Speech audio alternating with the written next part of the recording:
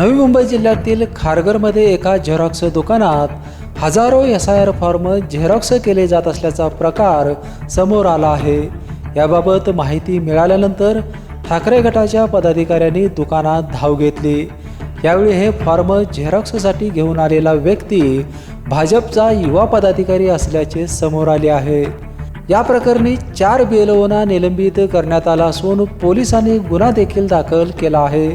फक्त BLOंवर कारवाई न करता संबंधित अधिकारी आणि भाजप कार्यकर्त्यावरही कारवाई झाली पाहिजे अशी मागणी आता जोर धरू लागली आहे।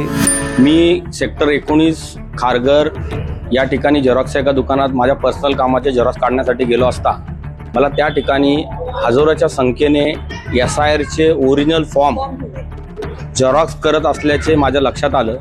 मी त्या दुकानदाराला विचारणा केली की बाबा हे फॉर्म कोणी दिले तुला? तो म्हणला मला एक व्यक्तीने दिले, मला नाव नाही माहिती। मी त्या व्यक्तीला फोन केला की बाबा कोण आहे तू, इथे कसे काय, हे शासनाकडे जमा पाहिजे, हे या दुकानात कसे काय आले? तो बोला मी 5 मिनिटात आलो।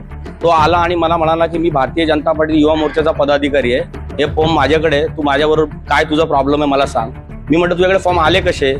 तर तो इकडे तिकडे कार्यकर्त्यांना फोन करायला लागला, दमदाटी करायला लागला, माझ्यावर हात सुद्धा उचलला त्यांनी आणि ते फॉर्म तिथून जबरदस्तीने घेऊन जायचा प्रयत्न केला। तेवढ्यात मी कंट्रोलला कॉल दिला, तिथे पोलीस आले आणि पोलिसांनी ते सगळे फॉर्म जमा केले आणि त्या व्यक्तीलाही ताब्यात घेतलं। आम्ही पोलीस स्टेशनला आलो असता ते डॉक्युमेंट ठेवत असताना तो आरोपी इथून पळून गेला आणि आता जे फॉर्म गव्हर्नमेंटच्या ताब्यात पाहिजे, लोकांनी मोठ्या विश्वासाने त्यांच्याकडे जमा करून दिलेत, BLOकडे आपल्या स्वतःची माहिती दिलेली आहे, मोबाईल नंबर दिले, आधार कार्ड दिले, ही जी माहिती आहे लोकांची ही सेफ गव्हर्नमेंटकडे असायला पाहिजे, ती भारतीय जनता पार्टीच्या कार्यकर्त्याकडे आली कुठून? हा माझा त्यांना प्रश्न आहे।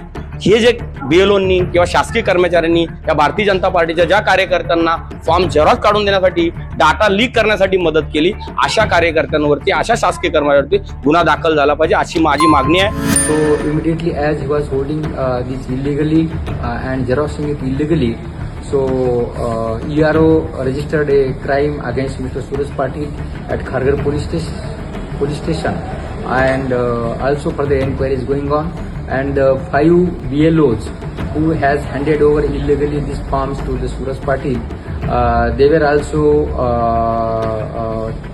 put into the suspension and orders are issued for their suspension and further inquiry is going on.